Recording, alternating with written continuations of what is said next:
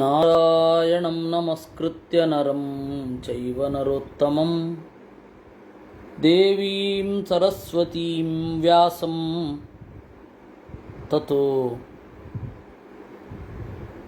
ಜಯಮುದೀರಯೇ ವಿಜಾನತಾಮವಿತ್ತಸ್ಯ ಮಧ್ವಸ್ಯ ಜಗತಿ ಗುರೋಃ ಪೂರ್ವಾಚಾರ್ಯಮಹಿಷ್ಠಾನಾಂ ಇಯಂ ಪ್ರಣತಿಮಾಲಿಕಾ. ಹೋದ ಬಾರಿ ಅಂದರೆ ಶುಕ್ರವಾರ ಕಾಣುತ್ತೆ, ಹೌದು, ಶನಿವಾರ ಭಾನುವಾರ 2 ದಿವಸ ಇರಲಿಲ್ಲ. ಅದಕ್ಕಿಂತ ಹಿಂದೆ ಏನು ನಡೆದಿತ್ತು? ನಾರದರು ದೇವರನ್ನು ಬೇಡಿಕೊಳ್ಳುತ್ತಾರೆ, ನೀನು ಕೃಷ್ಣನಾಗಿ ಅವತರಿಸಿ ಯಾರ್ಯಾರನ್ನು ಕೊಲ್ಲಲಿಕ್ಕಿದೆ ಅಂತ ಒಂದು ಲಿಸ್ಟ್ ಹೇಳುತ್ತಾರೆ. ಆ ನಾರದರ ಮಾತನ್ನು ಕೇಳಿ ದೇವರು ಏನು ನುಡಿದ ಅನ್ನುವಲ್ಲಿಯವರೆಗೆ ನಿಂತಿತ್ತು. ಅಲ್ಲಿಂದ ಮುಂದೆ ನಾವು ಈಗ ನೋಡಲಿದ್ದೇವೆ. ತ್ರೈಲೋಕ್ಯಸ್ಯ ಹಿತಾರ್ಥಾಯ ಯನ್ಮಾಂ ವದಸಿ ನಾರದ ತಸ್ಯ ಸಮ್ಯಕ್ ಪ್ರವೃತ್ತಸ್ಯ ಶ್ರೂಯತಾಂ ಉತ್ತರಂ ವಚಃ. 3 ಲೋಕಕ್ಕೆ ಒಳಿತಾಗಬೇಕಂತ ಹೇಳಿ ನೀನು ನುಡಿತಾ ಇದ್ದೀಯಾ. ವಿಹಿತಾ ದೇಹಿನೋ ಜಾತಾಃ ಮಯೈತೆ ಭುವಿ ದಾನವಾಃ ಯಾಂಚಯಸ್ತನುಮಾದಾಯ ದೈತ್ಯ ಪುಷ್ಯತಿ ವಿಗ್ರಹಂ. ಯಾವ ಯಾವ ದೇವತೆಗಳು ಯಾರ್ಯಾರಾಗಿ ಅವತಾರ ಮಾಡಿದ್ದಾರೆ ಅನ್ನೋದು ನನಗೆ ಗೊತ್ತಿದೆ. ಯಾಕೆಂದರೆ ದೇವತೆಗಳು ಮತ್ತು ದೈತ್ಯರು ಇಬ್ಬರೂ ಕೂಡ ಭೂಮಿಯಲ್ಲಿ ಅವರವರ ಸಾಧನೆ ಮಾಡಲಿಕ್ಕೆ ಹುಟ್ಟುತ್ತಾರೆ. ಪ್ರತಿಯೊಬ್ಬ ಜೀವಿಯೂ ಕೂಡ ಅವನ ಸಾಧನೆ ಏನಿದೆ ಅದನ್ನು ಮಾಡಿ ಸುಖದ ಕಡೆಗೋ ದುಃಖದ ಕಡೆಗೋ ಹೋಗುತ್ತಾನೆ. ಅದರಿಂದಾಗಿ ಎಲ್ಲರಿಗೂ ಇದೊಂದೇ ಆಡುಂಬಲ. ಜಾನಾಮಿ ಕಂಸಂ ಸಂಭೂತಂ ಉಗ್ರಸೇನ ಸುತಂ ಭುವಿ. ನನಗೆ ಕಂಸ ಗೊತ್ತಿದೆ, ಕಾಲನೇಮಿ ಅಂತ. ಕೇಶಿನಂ ಚಾಪಿ ಜಾನಾಮಿ ದೈತ್ಯಂ ತುರಗ ವಿಗ್ರಹಂ. ಕುದುರೆಯ ದೇಹದಲ್ಲಿ ಸೇರಿಕೊಂಡ ಅಥವಾ ಕುದುರೆಯ ರೂಪದಲ್ಲಿರುವ ಕೇಶಿಯ ಬಗೆಗೂ ಗೊತ್ತು. ನಾಗಂ ಕುವಲಯಾಪೀಡಂ ಮಲ್ಲೌ ಚಾಣೂರ ಮುಷ್ಟಿಕೌ.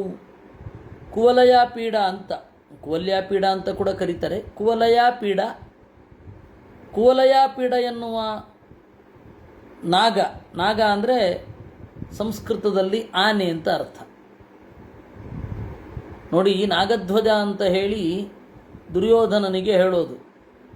ನಾಗಧ್ವಜ ಹೇಳಿದರೆ ಆನೆಯನ್ನು ಧ್ವಜವಾಗಿ ಇಟ್ಟುಕೊಂಡವ ಅಂತ.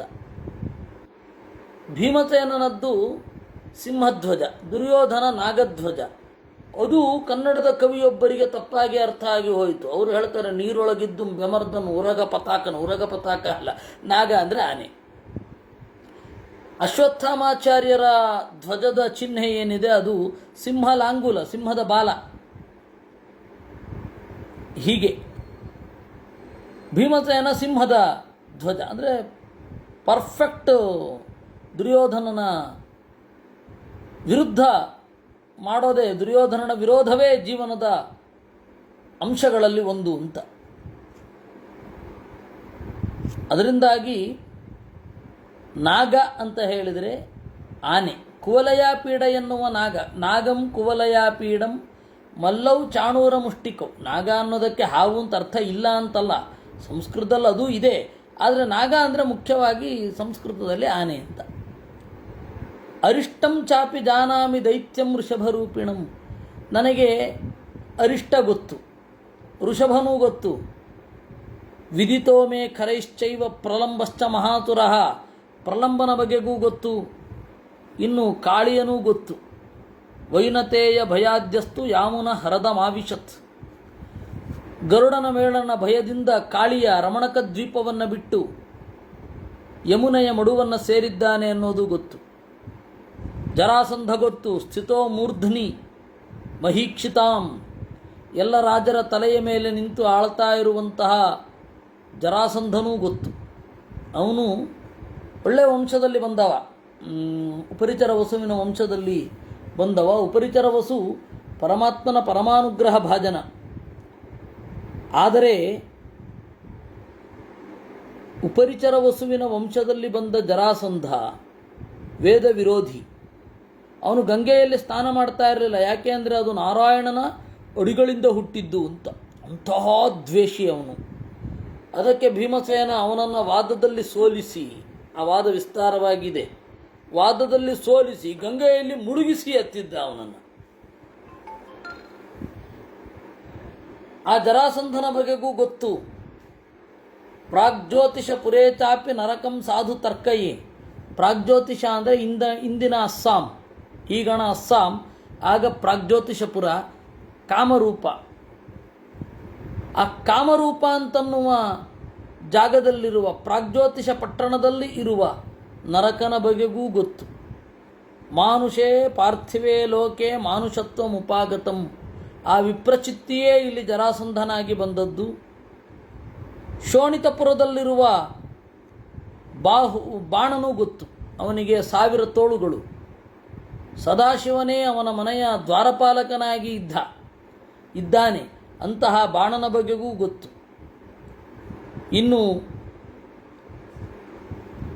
ಮುಂದೆ ಆಗುವ ಹಿರಿದಾದ ಯುದ್ಧ, ಅದರ ಬಗೆಗೂ ನನಗೆ ಗೊತ್ತು. ಕುರುಕ್ಷೇತ್ರ ಯುದ್ಧ ಅಂತ ಕರೀತಾರೆ. ಭೂಮಿಯ ಭಾರ ಪರಿಹಾರ ಆಗೋದೇ ಅಲ್ಲಿ. ಕಂಸಾದಿ ನಿಶ್ಚಾಪಿತಾನ್ ಸರ್ವಾನ್ ವಧಿಷ್ಯಾಮಿ ಮಹಾಸುರಾನ್ ತೇನ ತೇನ ವಿಧಾನೇನ ಏನ ಯಶ್ ಶಾಂತಿ ಮೇಷ್ಯತಿ. ಒಬ್ಬರನ್ನು ಒಂದು ವಿಧಾನದಿಂದ ಕೊಲ್ಲೋದಿಲ್ಲ, ಬೇರೆ ಬೇರೆ ವಿಧಾನದಿಂದ ಕೊಲ್ತೇನೆ ನಾನು. ಅನುಪ್ರವಿಶ್ಯ ಯೋಗೇನ ತಾಸ್ತಾಹಿ ಗತಯೋಮಯ ಅಮೀಶಾಮ್ಹಿ ತುರೇಂದ್ರಾಣಾಂ ಹಂತವ್ಯ ರಿಪವೋ ಯುಧಿ. ಅಸುರರು ಅಂದರೆ ದೇವತೆಗಳಿಗೆ ವಿರುದ್ಧವಾಗಿ ಸಾಗುವವರು ಅಂತ. ಅವರನ್ನು ನಾನು ಕೊಲ್ತೇನೆ. ವಿನಿಶ್ಚಯೋ ಪ್ರಾಗೇವ ನಾರದಾಯಂ ಕೃತೋಮಯ. ಇದು ಕಲ್ಪಗಳಲ್ಲಿ ನಡೆಯುವಂತಹ ಪ್ರಕ್ರಿಯೆ. ಅದರಿಂದ ಇದನ್ನು ಮೊದಲೇ ನಾನು ನಿಶ್ಚಯಿಸಿದ್ದೇನೆ. ನಿವಾತಂ ನನು ಮೇ ಬ್ರಹ್ಮನ್ ವಿದಧಾತು ಪಿತಾಮಹ. ಬ್ರಹ್ಮದೇವರು ಹೇಳಿ ಎಲ್ಲಿ ಅವತಾರ ಮಾಡಬೇಕು ಅಂತ, ಅಲ್ಲಿ ನಾನು ಅವತಾರ ಮಾಡ್ತೇನೆ ಅಂತ ಹೇಳಿದರು. ಯಾವ ದೇಶದಲ್ಲಿ ಹುಟ್ಟಬೇಕು, ಯಾವ ವೇಷ ಇರಬೇಕು, ಅದನ್ನು ಬ್ರಹ್ಮದೇವರು ಎಲ್ಲಿ ಹೇಳ್ತಾರೋ ಅಲ್ಲಿಗೆ ಹೋಗ್ತೇನೆ ಅಂತ. ಅದು ದೇವರ ಪರಮಾನುಗ್ರಹ ಬ್ರಹ್ಮದೇವರ ಮೇಲೆ. ಬ್ರಹ್ಮದೇವರು ಇಂತಲ್ಲಿ ನೀನು ಹುಟ್ಟು ಅಂತ ಹೇಳಿದ್ರೆ ಅಂತಲ್ಲಿ ಹೋಗಿ ಹುಟ್ಟೋದು. ಆಗ ಬ್ರಹ್ಮದೇವರು ಹೇಳಿದರಂತೆ, ನಾರಾಯಣೇಮಂ ಸಿದ್ಧಾರ್ಥಂ ಉಪಾಯಂ ತೃಣುಮೇ ವಿಭೋ ಭುವಿಯಸ್ತೆ ಜನಯಿತ ಜನನೀತಿ ಭವಿಷ್ಯತಿ. ಯಾದವಾನಾಂ ಮಹದ್ವಂಶಂ ಅಖಿಲಂ ಧಾರಯಿಷ್ಯಸಿ. ನೀನು ಯಾದವರ ಪವಿತ್ರವಾದ ವಂಶದಲ್ಲಿ ನೀನು ಹುಟ್ಟು. ಅಲ್ಲಿ ಕೆಲವು ಅಸುರರು ಸೇರಿಕೊಂಡಿದ್ದಾರೆ, ಅವರನ್ನು ಕೊಲ್ಲು. ಪುರಾಹಿ ಕಶ್ಯಪೋ ವಿಷ್ಣು ವರುಣಸ್ಯ ಮಹಾತ್ಮನಃ. ಕಾಶ್ಯಪ ಋಷಿ, ಕಶ್ಯಪ ಅಂತಲೂ ಹೇಳ್ತಾರೆ, ಕಾಶ್ಯಪ ಅಂತಲೂ ಹೇಳ್ತಾರೆ. ಕಾಶ್ಯ ಹೇಳಿದರೆ ಹೊಳೆಯುವ ಬ್ರಹ್ಮ ನಾರಾಯಣ. ಅವನನ್ನು ಪಾನ ಮಾಡುವವ ಅಂದರೆ ಧ್ಯಾನ ಮಾಡುವವ ಕಾಶ್ಯಪ ಅಂತ. ಇನ್ನು ಕಶ್ಯಪ ಅಂತ ಆ ಶಬ್ದವೂ ಸರಿ. ಅದಕ್ಕೂ ನಿರ್ವಚನವನ್ನು ತೈತ್ತಿರಿಯ ಅರಣ್ಯಕ ಹೇಳಿದೆ. ಕಶ್ಯಪ ಪಶ್ಚಕೋ ಭವತಿ ಅಂತ. ಯಾರು ಪರತತ್ವವನ್ನು ಹೃದಯದ ಒಳಗಡೆ ಕಂಡವ ಅವನು ಪಶ್ಯಕ. ಆ ಪಶ್ಯಕನೇ ವರ್ಣ ವಿಪರ್ಯಯದಿಂದ ಕಶ್ಯಪ ಆಗಿದ್ದು ಅಂತ. ಒಳ್ಳೆ ಋಷಿ. ಅವನು ಬಹಳ ಜನ ದೇವತೆಗಳಿಗೆ ಕಾರಣ ಆಗಿದ್ದಾನೆ. ಅವನ 13 ಜನ ಹೆಂಡತಿಯರು 13 ತರಹದ ಜೀವಜಾತಗಳನ್ನೇ ಸೃಷ್ಟಿ ಮಾಡಿದ್ದಾರೆ. ದಿತಿಯಿಂದ ದೈತ್ಯರು, ಧನುವಿನಿಂದ ದಾನವರು, ಅದಿತಿಯಿಂದ ಆದಿತ್ಯರು, ಸುರಸೆಯಿಂದ ನಾಗರು, ಕದ್ರುವಿನಿಂದ ಸರ್ಪಗಳು, ವಿನತೆಯಿಂದ ಹಕ್ಕಿಗಳು ಎಲ್ಲ ಹೀಗೆ 13 ಜನರು ಕೂಡ ಅತ್ಯಂತ ಡಿಫ್ರೆಂಟ್ ಆದ ಸ್ಪೀಶೀಸ್ ಅವರಿಗೆ ಜನ್ಮ ನೀಡಿದ್ದಾರೆ. ಅವನೇನು ಮಾಡಿದ, ಜಹಾರ ಯಜ್ಞಿಯಾಗಾವೈ ಪಯೋದಾಸ್ತು ಮಹಾಮಖೆ, ತನ್ನ ಮಗ ವರುಣ ವಸ್ತುತಃ ಮಗ ಅಂತಂದರೆ ಹೇಗೆ, ಸ್ವರೂಪ ಯೋಗ್ಯತೆಯಿಂದ ಅಲ್ಲ. ಇಲ್ಲ, ಕಶ್ಯಪ ಅಂತ ಹೇಳಿದ್ರೆ ಭೂಷಣ ಕವಿಯವರ ಪ್ರಶ್ನೆ, ಸುರಾಪಾನ ಮಾಡುವವ ಅಂತ ಅರ್ಥ ಉಂಟು, ಆದರೆ ಇಲ್ಲಿ ಕಶ್ಯಪ ಅನ್ನುವ ಅರ್ಥಕ್ಕೆ ಅದು ಸರಿ ಹೋಗೋದಿಲ್ಲ. ಇರಲಿ, ಮುಂದೆ ಹೋಗೋಣ. ಈ ವರುಣ ಏನಿದ್ದಾನೆ ಅವನು ಯೋಗ್ಯತೆ, ಸ್ವರೂಪ ಯೋಗ್ಯತೆಯಲ್ಲಿ ಬಹಳ ಹಿರಿಯ, ಆದರೆ ಭೂಮಂಡಲದ ಒಳಗಡೆ ಬ್ರಹ್ಮದೇವರ ಮಗ. ಯಾರ್ಯಾರು ಯೋಗ್ಯತೆಯಲ್ಲಿ ಹಿರಿಯರಿರ್ತಾರೋ ಅವರೆಲ್ಲ ವಯಸ್ಸಿನಿಂದಲೂ ಹಿರಿಯರಾಗಬೇಕಾಗಿರಲ್ಲ. ಬ್ರಹ್ಮಾಂಡದ ಹೊರಗಡೆ ವರುಣನ ಸೃಷ್ಟಿ ಇದೆ, ಬ್ರಹ್ಮದೇವರಿಂದ ಸೃಷ್ಟಿ ಇದೆ. ಜಿಹ್ವಾಭವೋ ವಾರಿಪತಿ ಅಂತಾರೆ, ಬ್ರಹ್ಮದೇವರ ನಾಲಿಗೆಯಿಂದ ಹುಟ್ಟಿದವ ಅಂತ. ಹೀಗಾಗಿ ಜಿಹ್ವಾಭವೋ ವಾರಿಪತಿ, ವರುಣ ಆಗಲೇ ಹುಟ್ಟಿಯಾಗಿದೆ, ಆದರೆ ಕಶ್ಯಪರಿಂದಲೂ ಹುಟ್ಟಿದ್ದಾನೆ. ಅವ ಏನು ಮಾಡಿದ, ಯಜ್ಞಿಯಾಗಾಹ, ಯಜ್ಞಕ್ಕೆ ಯೋಗ್ಯವಾದ ಗೋವು ಅಂತ ಹೇಳಿ ತನ್ನ ಮಗನದ್ದಾದರೂ ಗೋವನ್ನು ಎತ್ಕೊಂಡು ಬಂದ. ಅದರಿಂದಾಗಿ ಸ್ವರೂಪ ಯೋಗ್ಯತೆಯಲ್ಲಿ ಮಿಗಿಲಾದವರಿಗೆ ಅಪಚಾರ ಮಾಡಲಿಕ್ಕೆ ಹೋಗಬಾರದು. ಸ್ವೋತ್ತಮ ದ್ರೋಹ ಅಂತ ಶಾಸ್ತ್ರದಲ್ಲಿ ಅದನ್ನು ಕರೀತಾರೆ. ಮಗ ಅಂತೇಳಿ ಎತ್ಕೊಂಡು ಬಂದ. ಅವನಿಗೆ ಇಬ್ಬರು ಹೆಂಡತಿಯರು, ಅದಿತಿ ಮತ್ತು ಸುರಭಿ ಅಂತ. ಪ್ರದೀಯಮಾನ ಗಾಸ್ತಾಸ್ತು ನೈಚ್ಛತಾಂ ವರುಣಸ್ಯ ಚ, ಕಾಶ್ಯಪನಿಗೆ ಅನ್ನಿಸಿತಂತೆ ಈ ಗೋವುಗಳನ್ನು ಕೊಟ್ಟು ಬಿಡೋಣ ಅಂತ. ಅವರಿಬ್ಬರು ತಡೆದ್ರಂತೆ, ಅದಿತಿ ಮತ್ತು ಸುರಭಿ. ತಥೋ ಮಾಂ ವರುಣೋಭ್ಯೇತ್ಯ ಪ್ರಣಮ್ಯ ಶಿರಸಾ ತತಃ, ವರುಣ ಬಂದ, ನನ್ನ ಬಳಿ ದೂರು ಹೇಳಿದ. ಉವಾಚ ಭಗವನ್ ಗಾವೋ ಗುರುನಾಮೇ ಹೃತಾ ಇತಿ, ನನ್ನ ತಂದೆ ಗುರು ಅಂತ ಹೇಳಿದ್ರೆ ತಂದೆ, ಮಹಾಗುರು ಅಂತ ಕೂಡ ಕರೀತಾರೆ. ನನ್ನ ತಂದೆ ಕಾಶ್ಯಪರು ಮಹಾಗುರು ಅಂತ ಯಾಕೆ ಹೇಳಲಿಲ್ಲ ಅಂದರೆ ಅವನಿಗೆ ವಿದ್ಯೋಪದೇಶ ಮಾಡಿದವ ಎಲ್ಲ ಅಲ್ಲ, ಏಕೆಂದರೆ ಜಾತಾಪರೋಕ್ಷಿಗಳು ಅಂತ ಕರೀತಾರೆ ದೇವತೆಗಳನ್ನು. ಸಹಜವಾಗಿ ಅವರಿಗೆ ಬ್ರಹ್ಮದೇವರೇ ಉಪದೇಶಕರು, ಬ್ರಹ್ಮದೇವರಿಂದಲೇ ಅವರು ಅರಿವನ್ನು ಪಡೆದವರು. ವೇದ ಮೊದಲಾದವುಗಳೆಲ್ಲ ಅವರಿಗೆ ಸಹಜವಾದ ಹೊಳಹು ಇರುತ್ತೆ. ವರುಣಾದಿಗಳ ಅನುಗ್ರಹದಿಂದ ಈ ಋಷಿಗಳು ವೇದವನ್ನೆಲ್ಲ ಕಾಣೋದು. ಅದರಿಂದಾಗಿ ಗುರು ಅಂದರು, ಮಹಾಗುರು ಅಂತ ಹೇಳಲಿಲ್ಲ. ಅವನು ಬಂದು ದೂರು ಕೊಟ್ಟ, ನನ್ನ ಅಪ್ಪ ಹಸುಗಳನ್ನು ಎತ್ತುಕೊಂಡು ಹೋಗಿದ್ದಾನೆ, ಕೊಟ್ಟಿಲ್ಲ. ಕೃತಕಾರ್ಯೋ ಹಿ ಗಾಸ್ತಾಸ್ತು ನಾನು ಜಾನಾತಿ ಮೇ ಗುರುಹು ಅನ್ವವರ್ತತ ಭಾರ್ಯೇ ದ್ವೇ ಅದಿತಿಂ ಸುರಭಿಂ ತಥ. ಅವನು ಕೊಡದೇ ಇರಲಿಕ್ಕೆ ಕಾರಣವೂ ಇದೆ, ಅದಿತಿ ಮತ್ತು ಸುರಭಿಯರ ಒತ್ತಡ, ಕೊಡಬೇಡಿ ನೀವು ಅಂತ. ಹೀಗೆ ಹೆಂಡತಿ ಒತ್ತಡ ಹಾಕಿದ ಮೇಲೆ ಕೇಳಲೇಬೇಕಲ್ಲ, ಕಶ್ಯಪರಂತವರೇ ಕೇಳಬೇಕಾಯ್ತು. ಮಮತಾ ಹೆಕ್ಷಯಾಗಾವೋ ದಿವ್ಯಾ ಕಾಮದುಹ ಪ್ರಭೋ ಚರಂತಿ ಸಾಗರಾಂತರವಾನ್ ರಕ್ಷಿತಾ ಸ್ವೇನ ತೇಜಸ. ನನಗೆ ಆ ಗೋವು ಬೇಕು ಅಂತ ಅಲ್ಲ, ಆದರೆ ಅದರ ಹಿಂದೆ ಇರುವ ಮನೋಭಾವ, ನಾವು ಈ ಗೋವುಗಳನ್ನು ನಾವೇ ಇಟ್ಟುಕೊಂಡು ಬಿಡುವ ಅಂತ. ಕಸ್ತಾಧರ್ಷಯಿತು ಶಕ್ತೋ, ಅದರಿಂದಾಗಿ ಇದಕ್ಕೆ ನ್ಯಾಯ ಕೇಳ್ತಾ ಇದ್ದೇನೆ. ಯಾ ಆತ್ಮದೇವತಾ ಗಾವೋ ಯಾಗಾವ ಸತ್ವಮವ್ಯಯಂ ಲೋಕಾನಾಂ ತ್ವತ್ಪ್ರವೃತ್ತಾನಾಂ ಏಕಂ ಗೋಬ್ರಾಹ್ಮಣಂ ಸ್ಮೃತಂ. ಈ ಹಿನ್ನೆಲೆಯಲ್ಲಿ ಗೋವುಗಳನ್ನು ಅವರು ಅಪಹರಿಸಿದ್ದಾರೆ.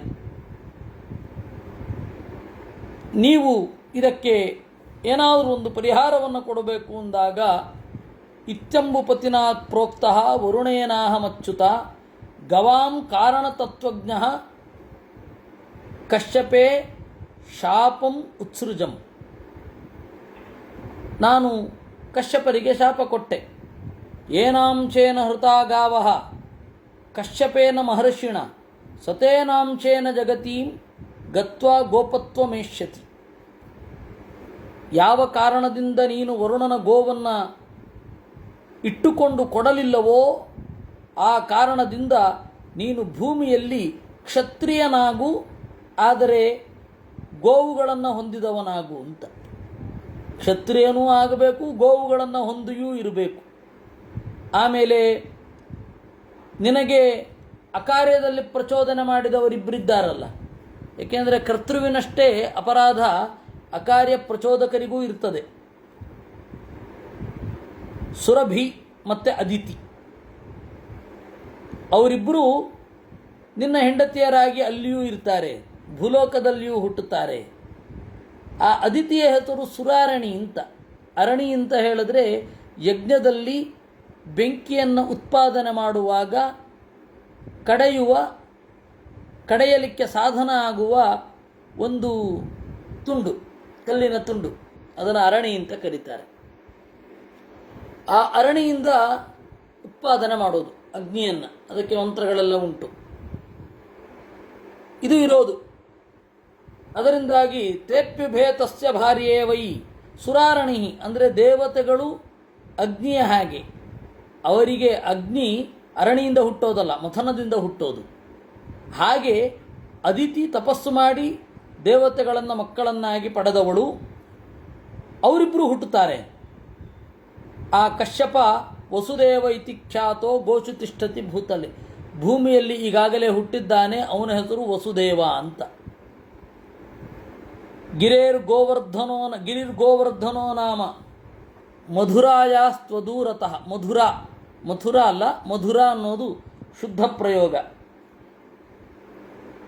ಮಧುರೆಯ ದೂರದಲ್ಲಿ, ಮಧುರೆಗೆ ಒಂದು ಸ್ವಲ್ಪ ದೂರದಲ್ಲಿ ಗೋವರ್ಧನ ಗಿರಿ ಇದೆ. ತತ್ರಾಸೌ ಗೋಷು ನಿರತಃ, ಅಲ್ಲಿ ಗೋವುಗಳನ್ನು ಪಾಲನೆ ಮಾಡುವ ಹಾಗೆ ಇದ್ದಾನೆ. ಕಂಸನಿಗೆ ಕರವನ್ನು ಕೊಡ್ತಾನೆ. ಅವನ ಇಬ್ಬರು ಹೆಂಡಿರು, ಅದಿತಿ ದೇವಕಿಯಾಗಿದ್ದಾಳೆ, ಸುರಭಿರೋಹಿಣಿಯಾಗಿದ್ದಾಳೆ. ತತ್ರತ್ವಂ ಶಿಶುರೇವಾದೌ ಗೋಪಾಲ ಕೃತಲಕ್ಷಣ, ನೀನು ಅಲ್ಲಿ ಹುಟ್ಟು, ಬೆಳೆಯೋದು ನಂದ ಮತ್ತು ಯಶೋದೆಯರ ಹತ್ತಿರ. ಜಯಾಶೀರ್ವಚನೈಸ್ತ್ವೇತೆ ವರ್ಧಯಂತಿ ದಿವೌಕತಃ ದೇವಕೀಂ ರೋಹಿಣೀಂ ಚೈವ ಗರ್ಭಾಭ್ಯಾಂ ಪರಿತೋಚಯ. ರೋಹಿಣಿಯಲ್ಲಿ ಒಬ್ಬ ಹುಟ್ಲಿ, ದೇವಕಿಯಲ್ಲಿ ಒಬ್ಬ ಹುಟ್ಲಿ.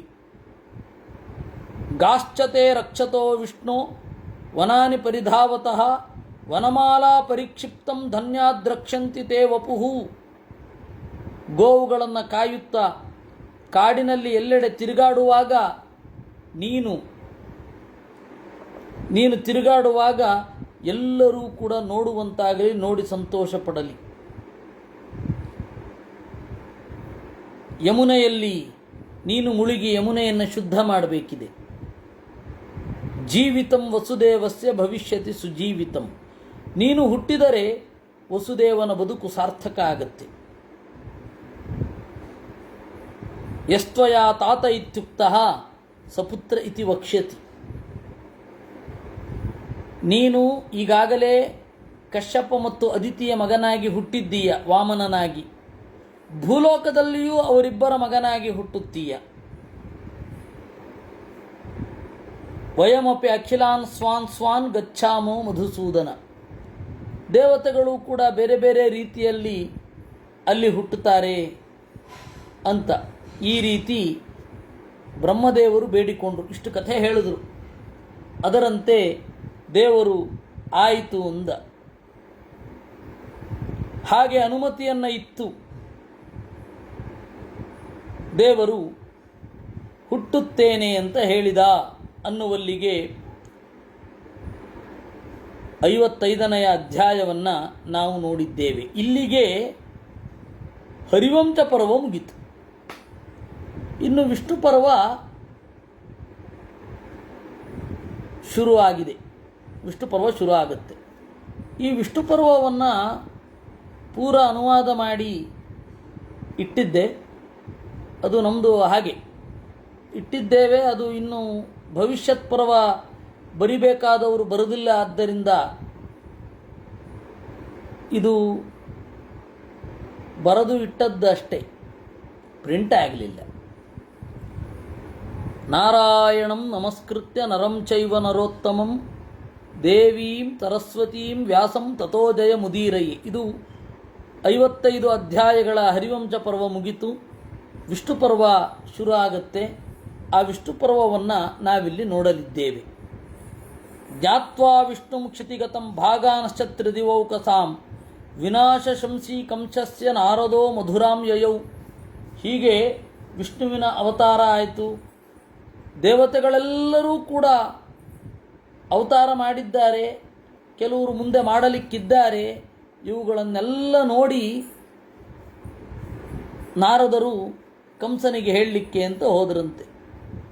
ತ್ರಿವಿಷ್ಟಪಾದಾಪತಿತಃ ಮಧುರೋಪವನೇ ಸ್ಥಿತಃ ಪ್ರೇಷಯಾಮಾಸ ಕಂಸಸ್ಯ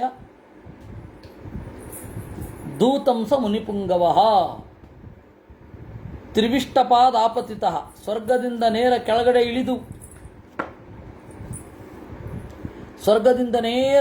ಇಳಿದು ಮಧುರೆಯ ಮುಂಭಾಗದ ಉದ್ಯಾನದಲ್ಲಿ ನಿಂತು ಒಬ್ಬ ದೂತನನ್ನು ಕಂಸನಿಗೆ ಕಳುಹಿಸಿದ ಅಂತೆ. ಬೇಗ ಬಾ, ಮಾತನಾಡಲಿಕ್ಕುಂಟು ಅಂತ. ಸದೂತ ಕಥಯಾಮಾತ ಮುನೇರಾಗಮನಂ ವನೇ ಸನಾರದಸ್ಯಾಗಮನಂ ಶ್ರುತ್ವಾ ತ್ವರಿತ ವಿಕ್ರಮ. ನಾರದರು ಬಂದಿದ್ದಾರೆ ಅಂತ ಹೇಳಿದರೆ ಯಾವುದೋ ಬಹಳ ಮಾಹಿತಿ ಇರಬೇಕು ಅಂತ ಕಂಸನಿಗೆ ಗೊತ್ತಾಯಿತು. ತ್ವರಿತ ವಿಕ್ರಮ ದಡದಡನೆ ಓಡುತ್ತಾ ಬಂದ. ಆ ಅತಿಥಿಯನ್ನು ನೋಡಿದ. ತೇಜಸಾ ಜ್ವಲನಾಕಾರಂ ವೀತಕಲ್ಮಷಂ, ನಾರದರಲ್ಲಿ ಯಾವುದೇ ಕಲ್ಮಶ ಇಲ್ಲ. ಜ್ವಲನಾಕಾರಂ, ಹೊಗೆ ಇರದ ಬೆಂಕಿಯಂತೆ ಕಂಗೊಳಿಸ್ತಾ ಇದ್ದಾರೆ. ನಮಸ್ಕಾರ ಮಾಡಿ ಅರ್ಘ್ಯ ಪಾದ್ಯ ಮೊದಲಾದವುಗಳನ್ನು ಇತ್ತ. ಅರ್ಘ್ಯ ಅಂದರೆ ಎಂತ ಗೊತ್ತಾ? ಮುಖ ತೊಳೆಯುವ ನೀರು ಅಂತ. ಪಾದ್ಯ ಅಂದರೆ ಕಾಲು ತೊಳೆಯುವ ನೀರು. ಆಸನ ಅಂತಂದರೆ ಕೂಡಿಸುವುದು. ಮಧುಪರ್ಕ ಅಂತಂದರೆ ಜೇನುತುಪ್ಪ ಮತ್ತು ಮೊಸರಿನ ಮಿಶ್ರಣ. ಆಸನಂಚ ಅಗ್ನಿವರ್ಣಾಭಂ, ಒಳ್ಳೆ ಆಸನದಲ್ಲಿ ಕೂಡಿಸಿದ. ಉಗ್ರಸೇನನನ್ನು ಕುರಿತು ಹೇಳಿದ. ಉಗ್ರಸೇನನ ಮಗ ಕಂಸ ಏನಿದ್ದಾನೆ ಪರಮಕೋಪನ ಅಂತ. ವಿಪರೀತ ಸಿಟ್ಟಂತೆ ಅವನಿಗೆ, ಕಂಸನಿಗೆ ಮೂಗಿನ ತುದಿಯಲ್ಲಿ ಸಿಟ್ಟು. ಅವನಿಗೆ ನಾರದರು ಹೇಳಿದರು, ಪೂಜಿತೋಹಂ ತ್ವಯಾ ವೀರ ವಿಧಿದೃಷ್ಟೇನ ಕರ್ಮಣ. ನನ್ನನ್ನು ಚೆನ್ನಾಗಿ ಸತ್ಕರಿಸಿದ್ದೀಯ, ನನ್ನ ಮಾತನ್ನೂ ಸ್ವೀಕರಿಸು. ನಾನು ಬ್ರಹ್ಮಲೋಕ ಮೊದಲಾದವುಗಳಲ್ಲೆಲ್ಲ ಚೆನ್ನಾಗಿ ತಿರುಗುತ್ತಾ ಇದ್ದೆ. ನಂದನವನ, ಚೈತ್ರರಥ ಮೊದಲಾದ ಉದ್ಯಾನಗಳು. ನಂದನ ಅಂತಂದರೆ ಇಂದ್ರನ ಉದ್ಯಾನ, ಉದ್ಯಾನವನ ಅಂದರೆ ಅದು ತಪ್ಪದು, ಉದ್ಯಾನ ಅಂತ ಅನ್ಬೇಕಷ್ಟೇ, ಶುದ್ಧ ಪ್ರಯೋಗ. ಇವರೆಲ್ಲ ಉದ್ಯಾನವನ ಅಂತ ಹೇಳ್ತಾರೆ, ಅದು ಕಾಂಪೌಂಡ್ ಗೋಡೆ ಇದ್ದ ಹಾಗೆ, ತಪ್ಪದು. ಆ ನಂದನ ಅನ್ನುವ ಉದ್ಯಾನ, ಚೈತ್ರರಥ ಅಂತ ಹೇಳಿದ್ರೆ ಕುಬೇರನ ಉದ್ಯಾನ. ಅಲ್ಲೆಲ್ಲ ತಿರುಗಾಡಿದೆ, ಎಲ್ಲ ತೀರ್ಥಗಳಲ್ಲಿ ಸ್ನಾನ ಮಾಡಿದೆ, ಎಲ್ಲ ನದಿಗಳಲ್ಲಿ ಸ್ನಾನ ಮಾಡಿದೆ. ಆಕಾಶಗಂಗೆಯನ್ನೇ ಕಂಡೆ. ಸೋಹಂ ಕದಾಚಿತ್ ದೇವಾನಾಂ ಸಮಾಜೆ ಮೇರುಮೂರ್ಧನಿ. ಮೇರು ಪರ್ವತದ ತುದಿಯಲ್ಲಿರುವ ನಮ್ಮ ತಂದೆಯವರ ಮನೆಗೆ ಹೋದೆ. ಮೇರು ಪರ್ವತದ ತುದಿಯಲ್ಲಿ ಬ್ರಹ್ಮದೇವರ ಲೋಕ ಅಲ್ಲೊಂದಿದೆ ಮತ್ತು ಸತ್ಯಲೋಕ ಎರಡು. ಮೇರು ಪರ್ವತದ ತುದಿಯಲ್ಲಿರುವ ನಮ್ಮ ತಂದೆಯವರ ಮನೆಗೆ ಹೋದೆ. ಸಂಗೃಹ್ಯ ವೀಣಾಂ ಸಂಸಕ್ತಾಂ ಅಗಚ್ಚಂ ಬ್ರಹ್ಮಣ ಸಭಾಂ. ಅಲ್ಲಿ ಎಲ್ಲ ದೇವತೆಗಳು ನೆರೆದಿದ್ದಾರೆ. ಅವರೆಲ್ಲ ಭೂಮಿಯಲ್ಲಿ ಅವತಾರ ಮಾಡೋದ್ರ ಬಗ್ಗೆ ಮಾತನಾಡ್ತಾ ಇದ್ದರು. ಭವತಸ್ಸಾನುಗಸ್ಯೈವ ವಧೋಪಾಯ ಸುಧಾರುಣಃ. ನಿನ್ನನ್ನು ಕೊಲ್ಲಬೇಕು ಅಂತ ಅವ್ರದೆಲ್ಲ ಪ್ಲ್ಯಾನ್ ಇದೆ, ಅದನ್ನು ಕೇಳಿದೆ. ಇನ್ನು ದೇವಕಿ ಅಂತ ಇದ್ದಾಳಲ್ಲ, ಅವಳ 8ನೆಯ ಮಗ ಅಥವಾ 8ನೆಯ ಮಗು ನಿನಗೆ ಮೃತ್ಯು ಆಗ್ತದೆ. ದೇವಾನಾಂ ಸತು ಸರ್ವಸ್ವಂ ತ್ರಿದಿವಸ್ಯ ಗತಿಶ್ಚ ಸಹ. ದೇವತೆಗಳಿಗೆ ಗತಿಯಾದ, ದೇವತೆಗಳ ಒಡೆಯನಾದ, ದೇವತೆಗಳು ಅತ್ಯಂತ ಗುಟ್ಟಾಗಿ ಕಾಪಿಟ್ಟಿರುವ ಭಗವತ್ ತತ್ವ ನಾರಾಯಣ ಸತೇ ಮೃತ್ಯುರು ಭವಿಷ್ಯತಿ, ನಿನ್ನನ್ನು ಸಾಯಿಸ್ತಾನೆ. ಇದು ನಾನು ಕೇಳಿದ್ದು, ನಿನಗಾಗಿ ಹೇಳ್ತಾ ಇರೋದು. ಶ್ಲಾಘ್ಯಶ್ಚ ಸಹಿತೇ ಮೃತ್ಯು ಭೂತಪೂರ್ವಶ್ಚ ತಮಸ್ಮರ. ನಿನ್ನ ಹಿಂದಣ ಜನ್ಮದ ನೆನಪು ನಿನಗಾಗಲಿ. ಶ್ಲಾಘ್ಯಶ್ಚ ಸಹಿತೇ ಮೃತ್ಯು ಯತ್ನಶ್ಚ ಕ್ರಿಯತಾಂ ಕಂಸ ದೇವಕ್ಯ ಗರ್ಭಕೃಂತನೆ. ದೇವಕಿಯನ್ನು ಕೊಲ್ಲುವಲ್ಲಿ ನೀನು ಪ್ರಯತ್ನ ಪಡು. ಏಷಾಮೇ ತ್ವದ್ಗತಾ ಪ್ರೀತಿ ಯದರ್ಥಂ ಅಹಮಾಗತಃ. ನಿನಗೆ ಈ ವಿಷಯವನ್ನು ಹೇಳೋಣ ಅಂತ ಇಲ್ಲಿ ಬಂದಿದ್ದೇನೆ. ಭುಜ್ಯಂತಾಂ ಸರ್ವಕಾಮಾರ್ಥಾ ಸ್ವಸ್ತಿತೇಸ್ತು ವ್ರಜಾಮ್ಯಹಂ. ಈಗಲೇ ಸಮಗ್ರ ಭೋಗಗಳನ್ನು ಅನುಭವಿಸು. ಪ್ರೋವಾಚ ಸಸ್ಮಿತಂ ಚೈವ ಭೃತ್ಯಾನಾಂ ಅಗ್ರತಸ್ಥಿತಃ. ಈ ರೀತಿಯಾಗಿ ಹೇಳಿ ನಾರದರು ಹೊರಟರು. ಕಂಸ ಗಟ್ಟಿಯಾಗಿ ನಕ್ಕ ಅಂತೆ. ಪ್ರಕಾಶ ದಶನಶ್ಚಿರಂ, ಹಲ್ಲು ಬಿಟ್ಟು ನಕ್ಕ ಅಂತ. ಆಮೇಲೆ ಭೃತ್ಯರ ಮುಂದೆ ಹೇಳಿದ ಅಂತೆ, ಹಾಸ್ಯಕ್ಕಲು ತತರ್ವೇಚು ನಾರದೋ ನ ವಿಚಾರದಃ. ಈ ನಾರದನಿಗೆ ಬುದ್ಧಿಯೇ ಇಲ್ಲ, ಬರೇ ನಗೆ ಚಾಟಿಕೆ ಮಾಡಿಕೊಂಡಿರ್ತಾನೆ. ನಾಹಂ ಭೀಚಯಿತುಂ ಶಕ್ಯ.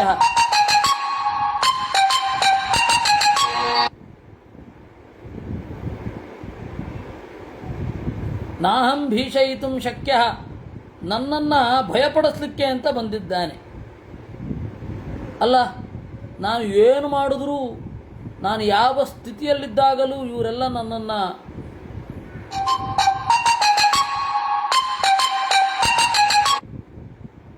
ನಾನು ಯಾವ ಸ್ಥಿತಿಯಲ್ಲಿ ಇದ್ದರೂ ಯಾರೂ ನನ್ನನ್ನು ಏನು ಮಾಡಲಿಕ್ಕಾಗೋಲ್ಲ. ಆಸನದಲ್ಲಿರಲಿ, ಮಲ್ಕೊಂಡಿರಲಿ, ಕುಡಿದಿರಲಿ, ಮೈಮರೆತಿರಲಿ, ಯಾರೂ ನನ್ನನ್ನು ಏನು ಮಾಡಲಿಕ್ಕಾಗಲ್ಲ. ಆದರೆ ದೇವತೆಗಳು ನನಗಾಗಿ ಒಂದು ಪಥಕ ಹಾಕಿದ್ದಾರಂತೆ, ಅದನ್ನು ನಾನು ಕೊನೆಗಾಣಿಸದೆ ಬಿಡುವುದಿಲ್ಲ ಅಂತ ಹೇಳಿ ಅವನು ಸ್ಟ್ರಾಟಜಿಯನ್ನು ಹೇಳ್ತಾನೆ. ಅದನ್ನು ನಾವು ನಾಳೆ ನೋಡೋಣ ಅಂತ ಹೇಳ್ತಾ ಇವತ್ತಿನ ಚಿಂತನೆಯನ್ನು ದೇವರಲ್ಲಿ ಅರ್ಪಿಸೋಣ. ಕೃಷ್ಣಾರ್ಪಣಮಸ್ತು.